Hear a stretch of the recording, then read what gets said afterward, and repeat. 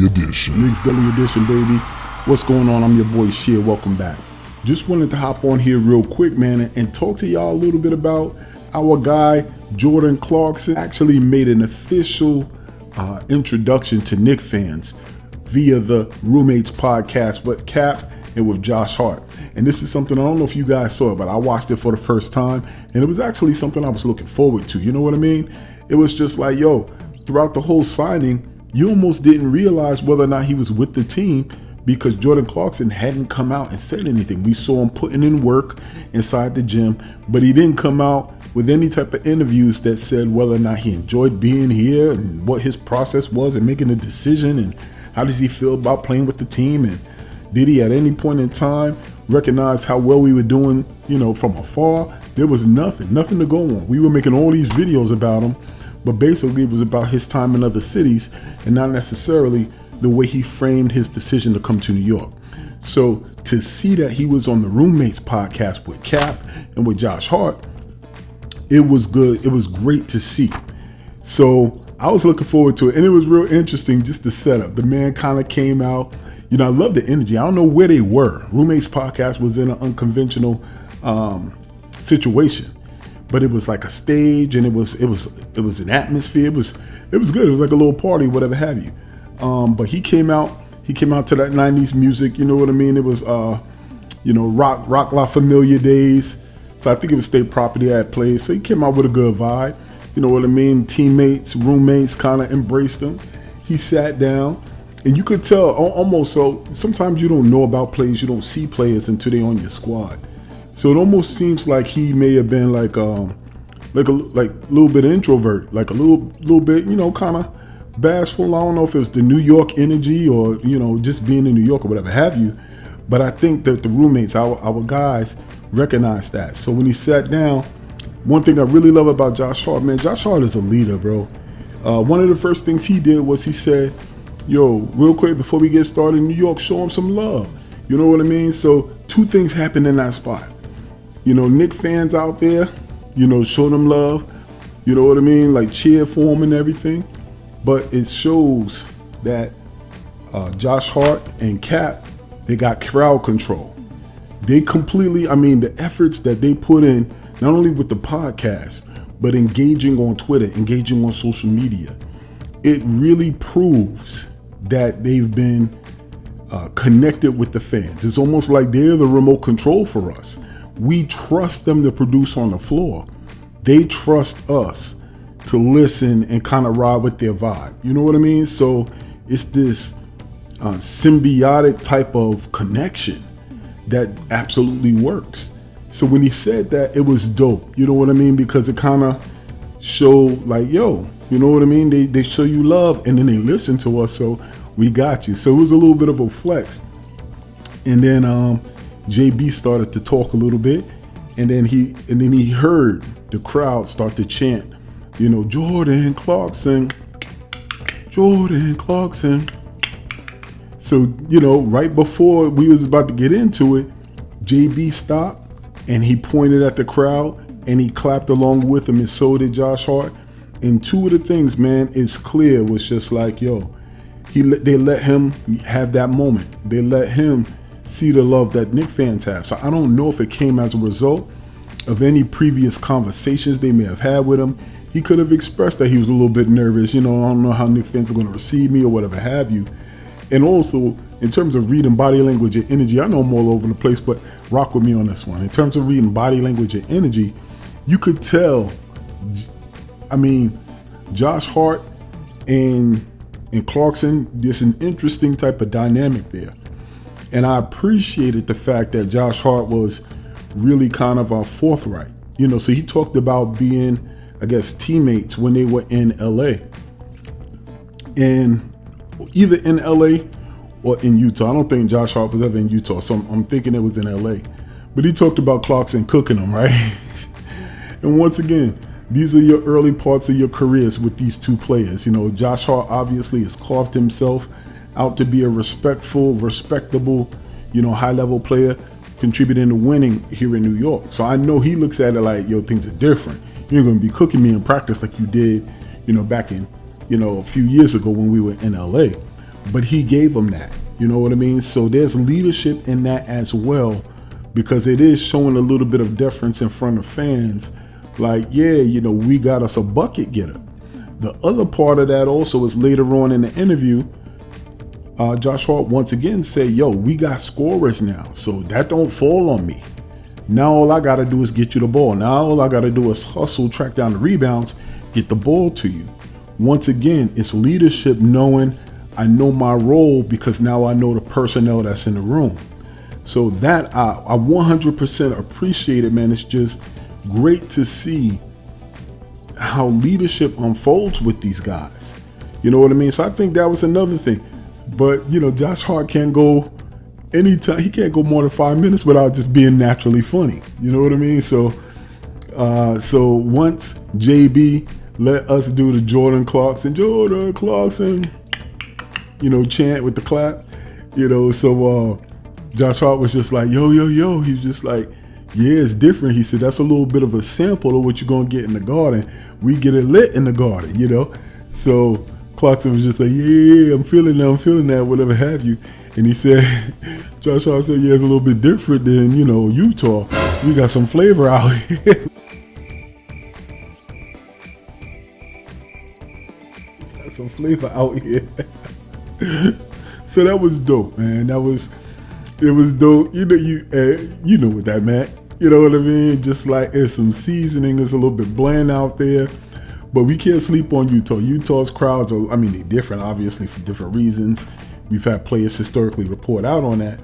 But Utah do show up, you know what I mean? They got like college-type crowds, you know. Sometimes that's the only sport, whatever have you. But they do show up for their fans. But it's different in New York, is basically what he was saying. So that piece was funny, man. It was just a good vibe. There was great energy coming through the screen.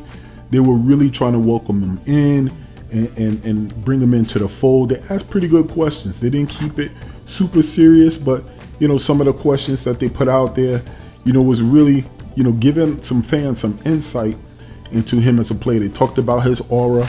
I'm not really interested in talking about that.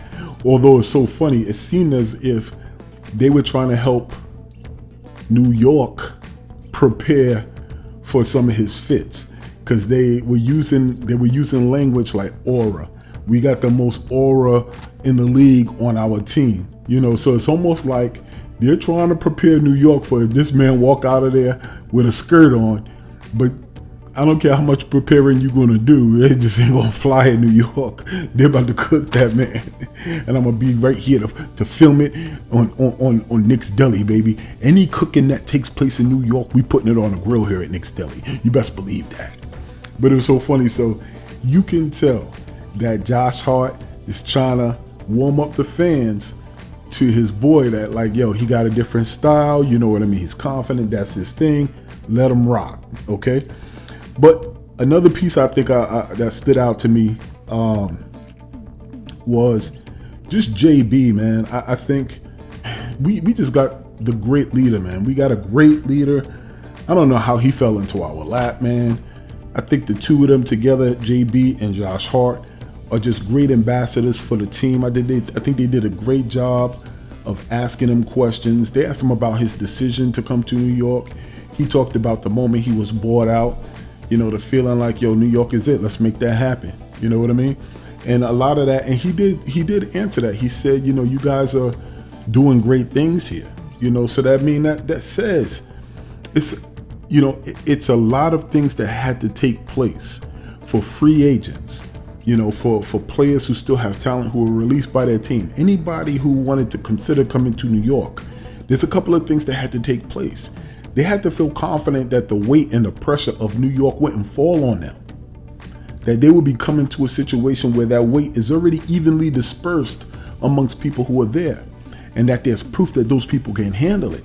So that the only thing that they have to do if they add themselves to that formula is just be them. You know, there's no better example of that taking place, or that there's no better example of that being true than the Ben Simmons decision. And what I mean by that is people will be like, well, if that was true, you know, Ben Simmons would have came to the... Listen, Ben Simmons is an example. I don't care what you say about Ben Simmons. The man was brave enough to say, I'm not going to New York. I'm trying to get my mental health right. You about to send me back into the cauldron. If he had those fits in Brooklyn, then you can't even imagine what he would have had to deal with in terms of day-to-day pressure in New York. But he was just brave enough to say it. And he represents a whole generation of superstars. He's not a superstar, but he represents the generation that included superstars who suffered from the same mental weakness. That inability to want to accept the heat from the spotlight that comes from New York. Okay? So when Jordan Clarkson kind of came, he was just like, yo, from afar, I'm peeping what it is that y'all doing. What players will not say is, y'all were the brave ones to want to get that done. Y'all were the brave ones to come in and tackle it. Because when you're tackling it, it's not just basketball. Like when KD decided to sidestep New York, MSG, and go to Brooklyn, he said, oh, the Knicks didn't say nothing about basketball. I want it to be about basketball. Well, Ninja, when you come to New York, it ain't all about basketball. It's basketball and it's culture. And it's culture and it's connection with the fans. It's connection with the fans and it's engagement. It's accountability. It's leadership. All of these things, it's a package deal. And players won't let on that is something that they know.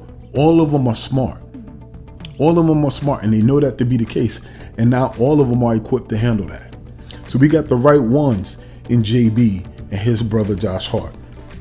So I just wanted to say that, man. I think he got a flavor of New York, our crowds. It's so funny. He knew he was in New York because I think JB had asked him about his tattoos. He said, man, I got a question for you, man. You got interesting tattoos and you tatted up from the head to the toe. He just like, yo, talk to us a little bit about your tattoos or whatever. And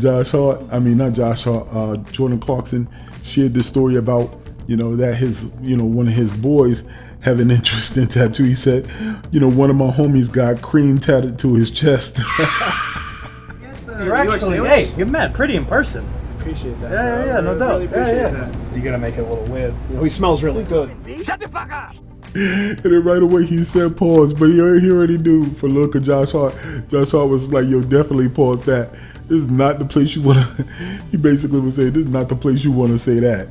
That your homie, one of your homies got cream tattooed on his chest. So that's so funny.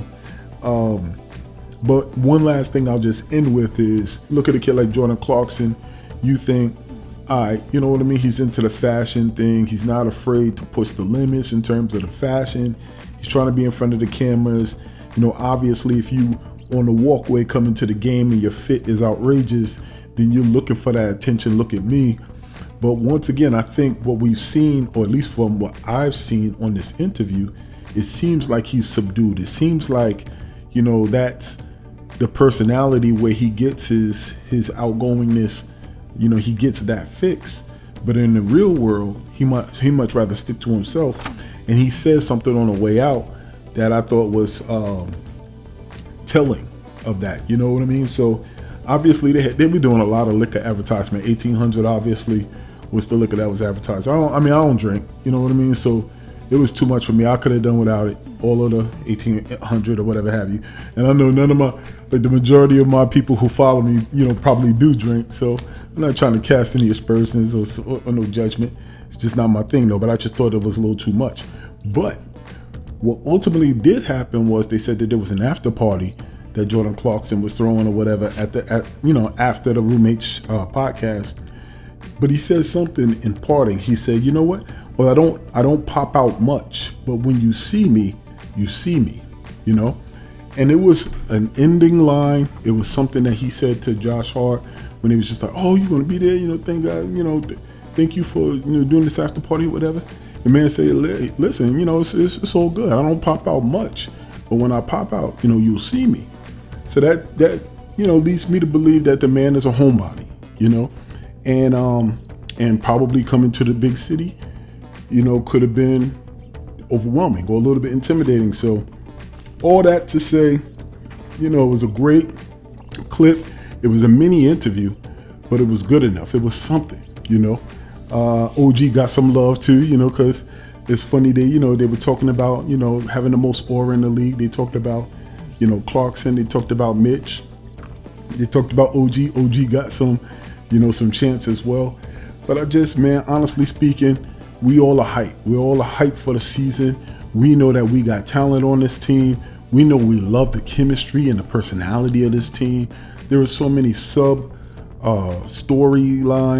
with this squad, and we're just ready to get at it. But I want to just say welcome to Jordan Clarkson, officially New York Knicks, and man, it's not long before the season gets started.